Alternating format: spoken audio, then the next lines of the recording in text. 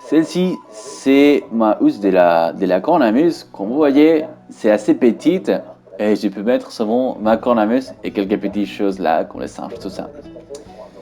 La première chose que vous allez faire quand vous allez monter votre cornemuse, c'est la laisser dedans.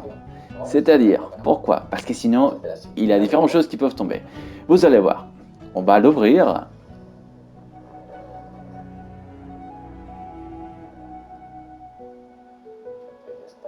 Ici, on la voit. Voilà. Et on a ça. Qu'est-ce qu'on va faire? On va identifier les différentes parties, comme on a déjà vu. Et on va faire les suivants. On va monter, premièrement, les bordons. On va la monter toujours avec les mêmes sens.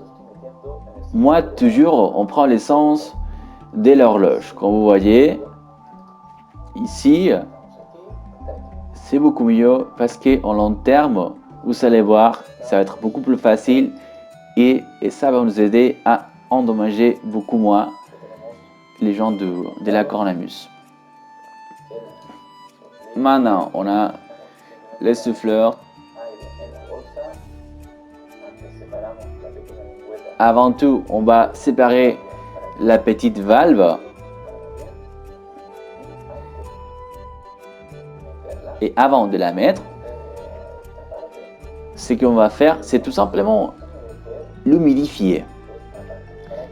Pourquoi? Parce que comme ça, on va la faire, on va pas dire étanche, mais on va la faire et de façon que l'air, il va pas pouvoir aller en arrière. Si vous voyez, j'ai les doigts un petit peu mouillés. On va humidifier un tout petit peu cette partie-là. Et maintenant, la partie de la gomme, on la colle un petit peu gentiment. Et voilà, on a la valve étanche. On va la mettre aussi, toujours avec les mêmes sens. Et dans ce cas, parce que je viens de jouer, j'ai dedans la flûte au chanteur, mais sinon il devrait être dans l'autre côté, comme ça, avec sa protection, comme vous voyez là.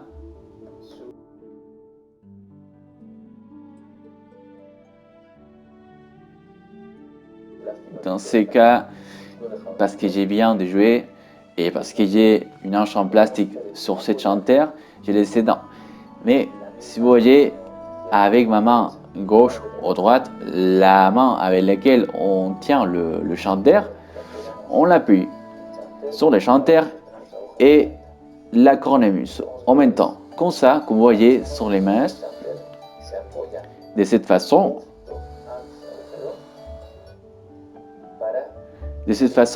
on s'appuie sur les trous et comme ça, cette partie des l'ange, il ne va pas toucher l'entrée parce que s'il touche, on va la casser, c'est presque sûr.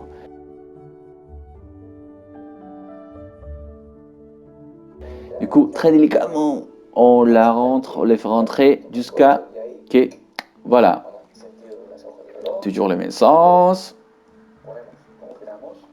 On le met à notre sauce, les extensions d'avant, et c'est tout. Ça, c'est la cornemuse montée. Maintenant, il est prêt pour jouer. Le processus inverse, ce sera à peu près la même chose. On prendra d'un côté les bordons, toujours dans les mêmes sens. Voilà, on le met délicatement. Vous allez voir qu'avec les temps, si vous les faites sur le même sens, ça va vous aider à prendre soin de cette partie-là que vous voyez. Et ça va devenir beaucoup plus lisse et ça va glisser beaucoup mieux.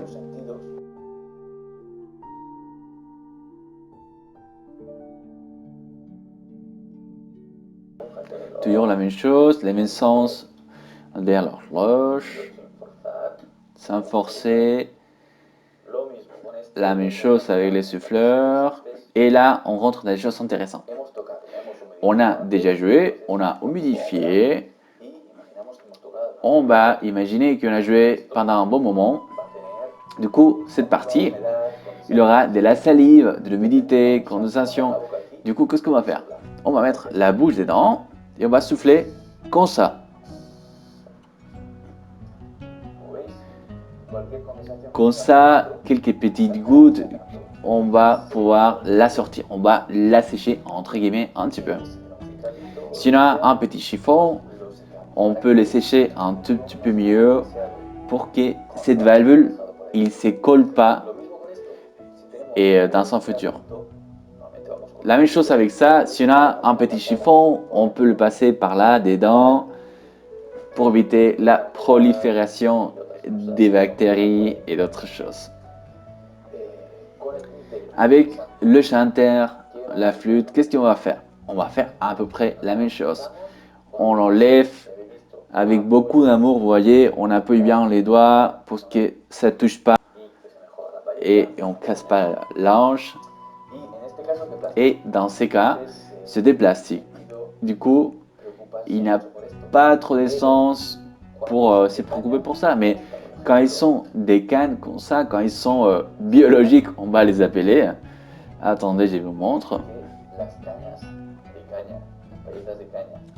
Voilà, en fait, les singes traditionnels, comme vous voyez, sont trop bien. Les sons, il est hyper beau. Mais par contre, il faut prendre soin des... Après avoir joué, on va essayer de la sécher un petit peu parce qu'ils vont être humides. On va la retirer comme ça, simplement, et on va la mettre dans sa petite boîte, entourée avec des petits papiers, des petites éponges, quelque chose pour absorber l'humidité. On va remettre la protection, on s'appuie tranquillement et voilà. Très bien.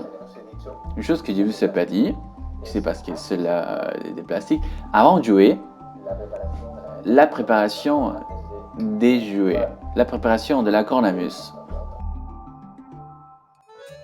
Ce qu'on va faire, c'est humidifier l'ange avant de jouer. C'est-à-dire, quand ils sont en bois comme ceux-là, on va humidifier.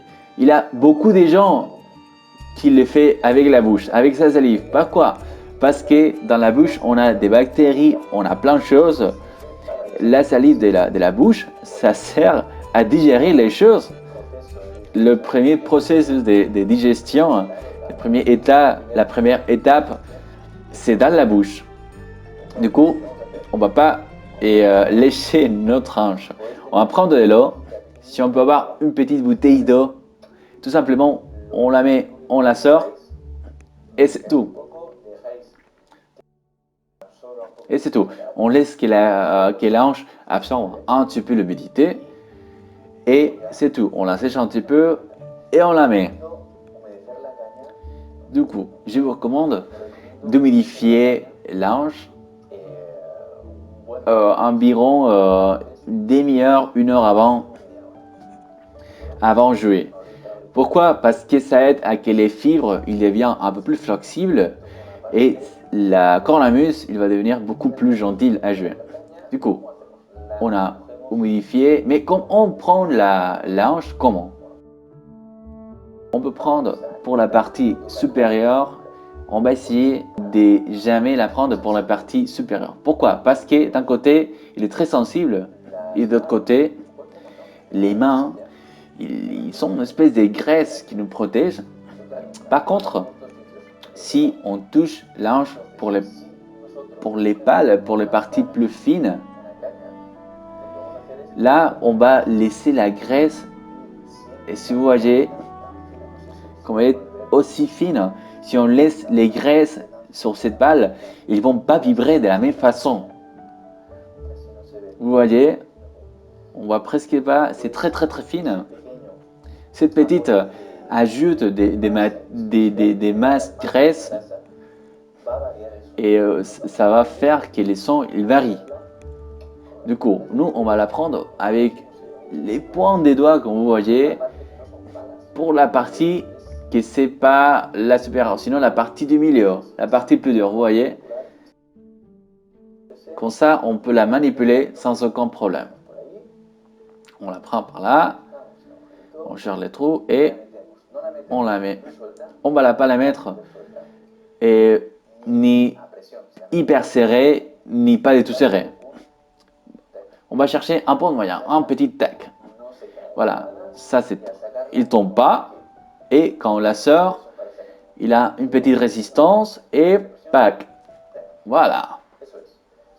C'est ça. Ça c'est le niveau de pression qu'il faut avoir. Si on les donne trop, on va fermer l'ange et on va commencer à avoir problème avec l'ange, avec les sons, tout ça. Avec l'ange, on va faire un cours à part parce qu'il y a beaucoup d'informations sur ça. Mais si on la serre pas trop, l'ange, il va tomber dans le sac. Et après, pour le récupérer, c'est vraiment beaucoup de travail.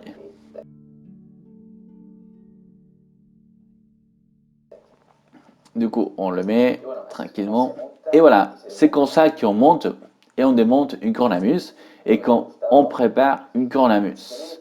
J'espère que vous avez aimé. Si vous avez des doutes parce que votre cornemuse est un peu différent, il y a quelques petites choses, n'hésitez pas à m'écrire sur le WhatsApp et m'envoyer un petit message. Je vais vous répondre sans aucun problème. Sinon, vous pouvez aussi m'écrire à travers les contacts à travers le site web de celticmusic.school/fr. Et voilà, j'espère que vous avez aimé. On se voit sur la prochaine leçon où on va commencer déjà Amazing Grace.